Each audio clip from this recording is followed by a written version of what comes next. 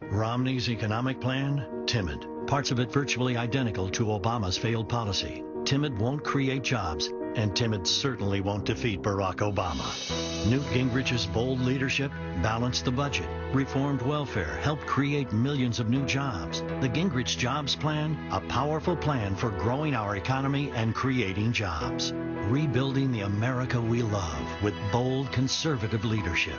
I'm Newt Gingrich, and I approve this message. All right, joining me now with reaction, the man himself, presidential candidate Newt Gingrich. Mr. Speaker, thanks for being back with us. I'm delighted, and by the way, I do approve that commercial. Okay, I think he said that in the ad. All right, let me ask you specifically, strategically and tactically. You've been around politics a long time, and I watched you when you were in Georgia. I was there the night you became Speaker. You always knew negative campaigns, negative ads work. There was a super PAC that was running a lot of ads against you. You had Romney super PAC. You had Ron Paul attacking you.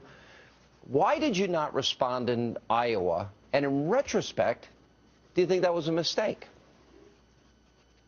I think the only major mistake we made was not doing an ad early on that had somebody like J.C. Watts, Congressman J.C. Watts, explain how false the Freddie Mac charges were and walk people through the accuracy of the fact that I didn't do any lobbying. I personally only got about $35,000 a year, and the whole ad on Freddie Mac was a lie. That would have been a good ad to do, and in retrospect, I wish we'd done it. But the rest of it, I frankly was watching to see what would happen. Now, for 2 solid weeks, I asked Governor Romney to have his PAC quit doing this stuff. I thought it was demeaning. I thought, not to me, I thought it was demeaning to the process. I think Iowans were sick of it. And I wanted to make a case to the national news media. I have been persistently positive. The most I will do is draw a contrast, as you just saw in that ad. I will draw a contrast only on public policy. I'm not going to go out and play gotcha games.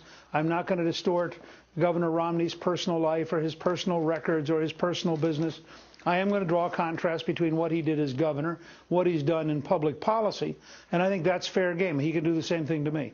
But I wanted to have it locked in everybody's mind that for 3 weeks, 45% of the ads in Iowa attacked me personally.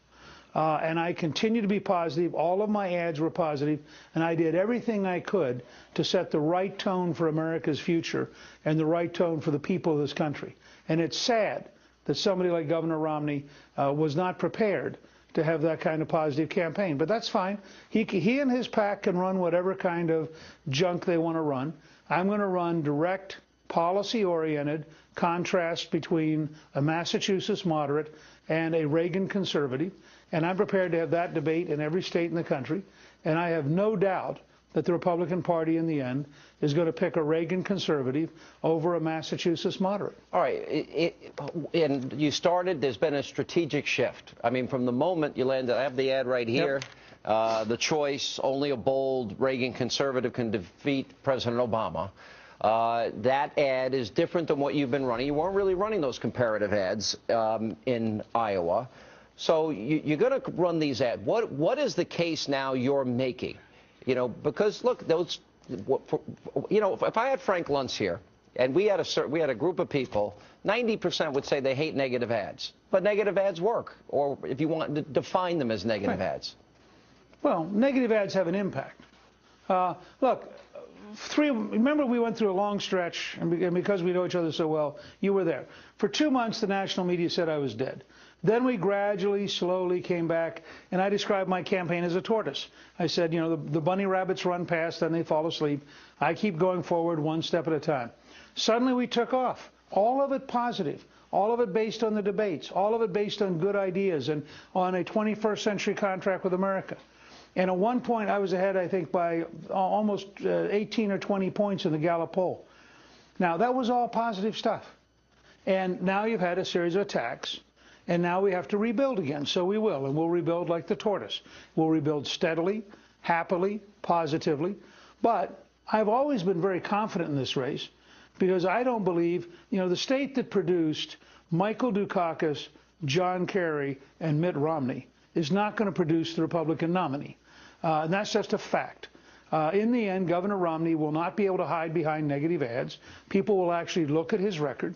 They'll realize that he raised taxes as governor. They'll realize that he appointed liberal judges who were pro-abortion. They'll realize he wrote Planned Parenthood into Romney Care. He wrote tax-paid abortions into Romney Care.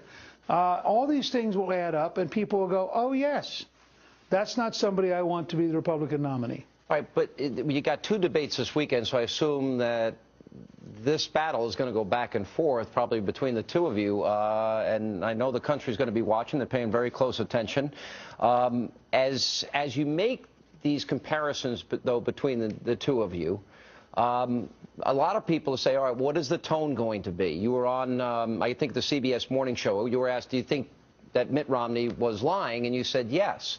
Some people have said maybe that's not a good tone to take. What is your reaction to what some of the pundits have said on that? Well, look, I didn't say it. What I'd ask those pundits is, if Bob Schieffer had asked you that question, would you have answered him honestly or not?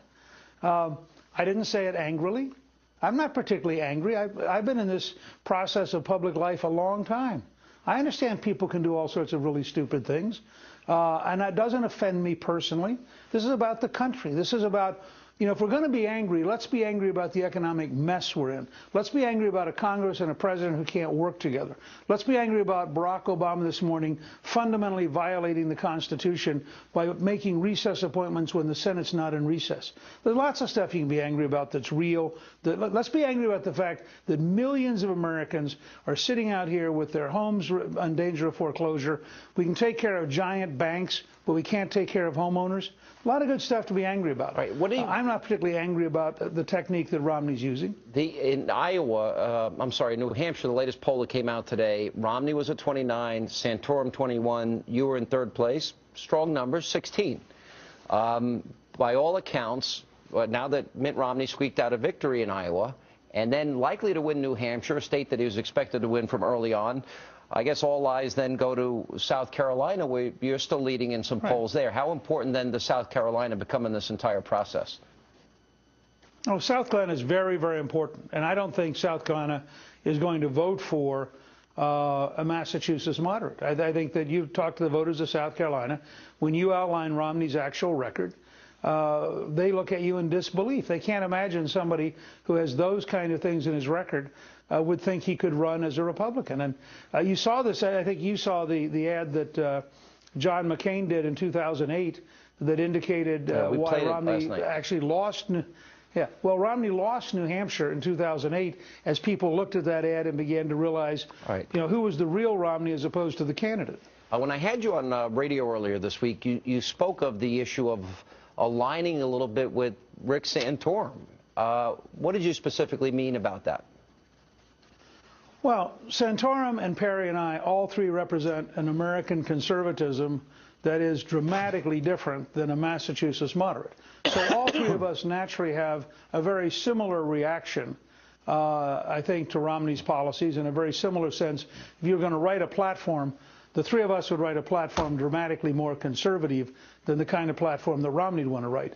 So I think in that sense, we all three have respect for each other. We all three share a broadly philosophical approach. Obviously, we're competitors, and each of us would like to be the one who emerges as the ultimate winner. So it's not, you know, we're not going to be partners, but we do have a common agreement that we want a more conservative America than Mitt Romney does. All right, so we're going to see you Monday night in New Hampshire, and it's getting more interesting by the day. The two debates this weekend we'll be watching, and we will see you Monday. Mr. Speaker, as always, thanks for being with us. Good. See you then. We are 5 days away from fundamentally transforming the United States of America.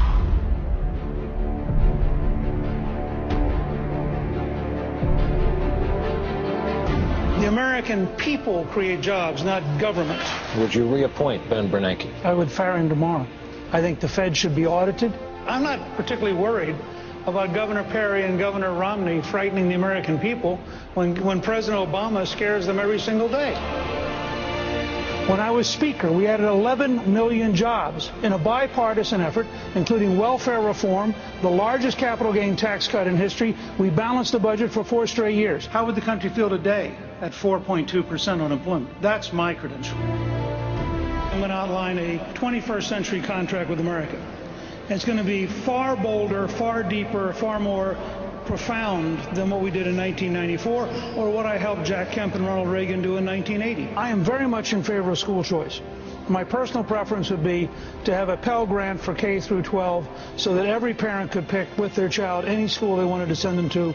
I think unemployment compensation should be tied directly to a training program so that 99 weeks becomes an investment in human capital, giving us the best trained workforce in the world. But I believe it is fundamentally wrong to give people money for 99 weeks for doing nothing. The Congress this year, this next week, ought to repeal the Dodd-Frank bill. They ought to repeal the Sarbanes-Oxley bill. They ought to start creating jobs right now, because for those 14 million Americans, this is a depression now. Well, I'm frankly not interested in your effort to get Republicans fighting each other. I, for one, and I hope all of my friends up here, are going to repudiate every effort of the news media to get Republicans to fight each other to protect Barack Obama, who deserves to be defeated, and all of us are committed as a team. Whoever the nominee is, we are all for defeating Barack Obama.